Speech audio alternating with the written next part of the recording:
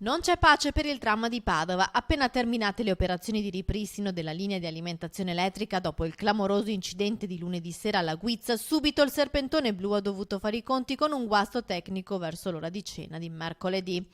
Il convoglio è rimasto nuovamente bloccato per mezz'ora in zona Santa Croce all'altezza della fermata Diaz. Secondo una nota di Bus Italia si sarebbe trattato del malfunzionamento di una spia del mezzo. Il servizio era ripreso da poco dopo il deragliamento di lunedì notte che ha provocato il ferimento dell'autista e di 3 passeggeri.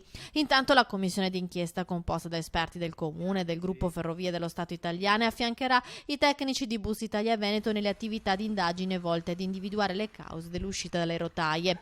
Nelle scorse ore, inoltre, anche l'Ufficio Speciale Trasporti e Impianti Fissi, per conto del Ministero, ha già effettuato un sopralluogo a Padova.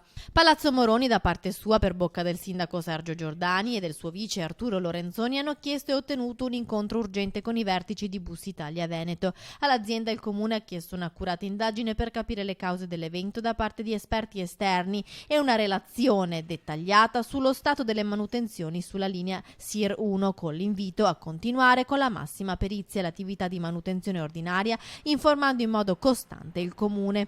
L'azienda di trasporti ha diramato nelle scorse ore un ordine di servizio a tutti i conducenti del tram in cui si spiega che per ragioni di sicurezza chi guida il mezzo non deve superare i 40 km orari. Un provvedimento, questo, già adottato nel maggio del 2017 dopo un altro deragliamento avvenuto all'Arcella.